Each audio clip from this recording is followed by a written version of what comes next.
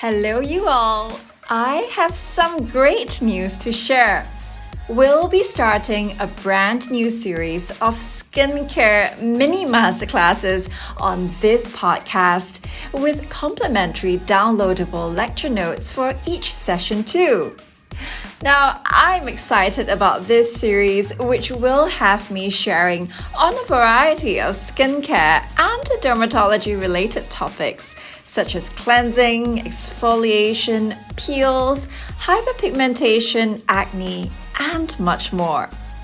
Today's episode represents the very first in this series, and we'll be beginning with the science of building a skincare regimen. I want to set the record straight for all of you beauty enthusiasts once and for all. There is no need to have a skincare regimen specifically tailored to your skin concern. This is just a marketing fad. Dermatologists usually recommend a universal skincare regimen for those with problem skin. And this means that the products used are suitable for all skin types and skin concerns as well. Most importantly, dermatologist recommended skincare products are suitable even for those with sensitive skin types. I've also come up with a template for you all, which can be used in the context of your preferred skincare brands. We begin with cleansing. We're familiar with double cleansing, which is a two-step method of skin cleansing, which is especially important for those who wear makeup. But to clarify, the first cleanser we usually refer to as a milk or an oil cleanser, though they usually refer to the same thing. Milk cleansers may look milky, but they are actually oil-based. The concept here is that an oil-soluble base is necessary in order to dissolve makeup pigments and even sunscreen. Hence, the typical lathering cleanser alone is insufficient. Micellar cleansers are also effective as makeup removers, although it tends to be rather drying, which is probably not so kind to sensitive skin types. The second step of cleansing uses either an SLS-based or an amino acid-based surfactant, which helps to physically emulsify all the dirt and grime, which is then rinsed off with water. Using gentle surfactants in place of SLS is always recommended. For instance, at the pharmacy, we use the honey cleanser, which is a lathering, foaming sort of face wash that utilizes medical-grade honey as a surfactant. And soy itself is also an effective substitute for chemical emulsifiers and is what we consider a natural emulsifier, a substitute. Now, a common question asked is if double cleansing is necessary only for those who wear makeup. And in that case, how about our makeup-free days? Well, in my opinion, the best practice is really to perform both steps, mainly because most sunscreen formulas are oil-soluble. Cleansing itself is also particularly important to ensure absorption of skincare, so you should pay special attention to this step. I have another tip here. Reusable makeup remover wipes are a helpful addition to your cleansing regimen. Now, hear me out. Who uses wipes anymore? Well, certainly not me. I personally found those disposable wipes highly irritating to skin, and not just for those with sensitive skin.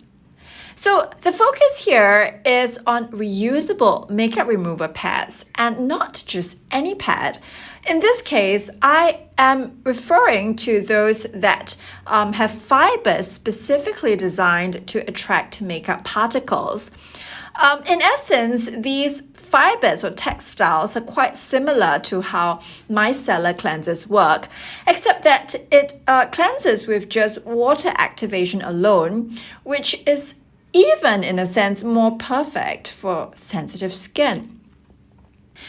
In general, I would recommend using these reusable wipes or pads together with the milk cleanser in the first step of double cleansing. I consider this an effective method of removing any residual physical debris and also for gentle daily skin exfoliation. Moving on quickly, what comes next is pretty intuitive. This is what I call the toner, moisturizer, lotion step. It sounds kind of long, but here's an insider tip. K-beauty formulations actually combine the two steps, namely the toner and the moisturizer.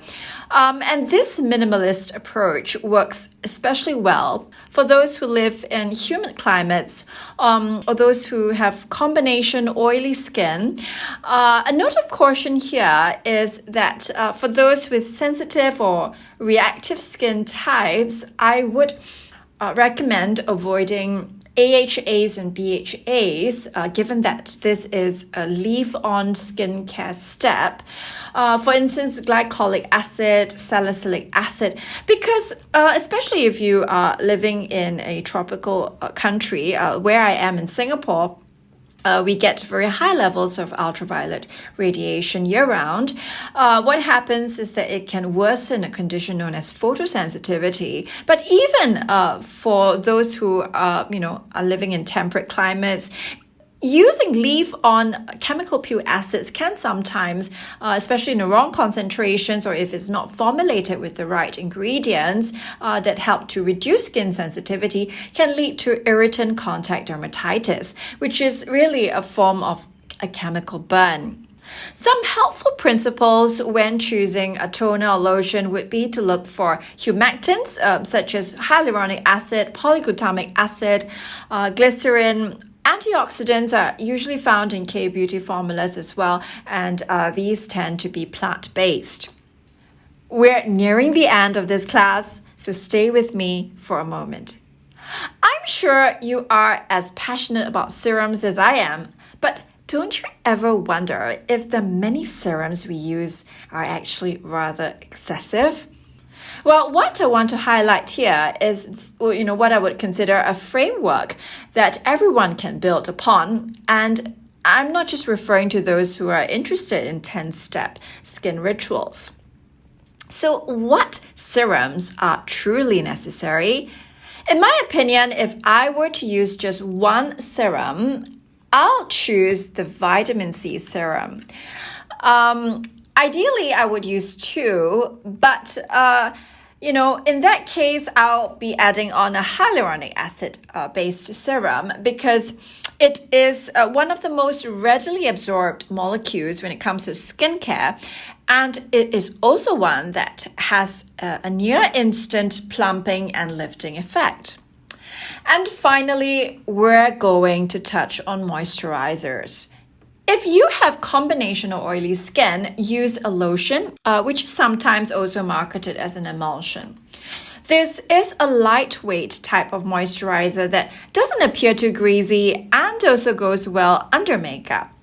Now, of course, if your skin is especially dry, you may use a cream formula instead.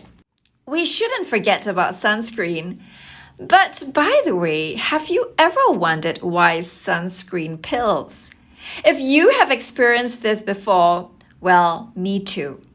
I've dedicated an entire podcast episode to that on Hot and Sweaty Beauty, my other podcast which focuses on battling tropical skin problems.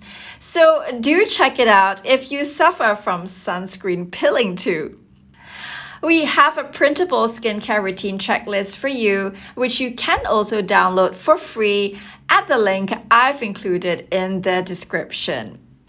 I hope you've enjoyed today's inaugural episode of the Skincare Masterclass series, which is brought to you in conjunction with Dr.TWL Pharmacy.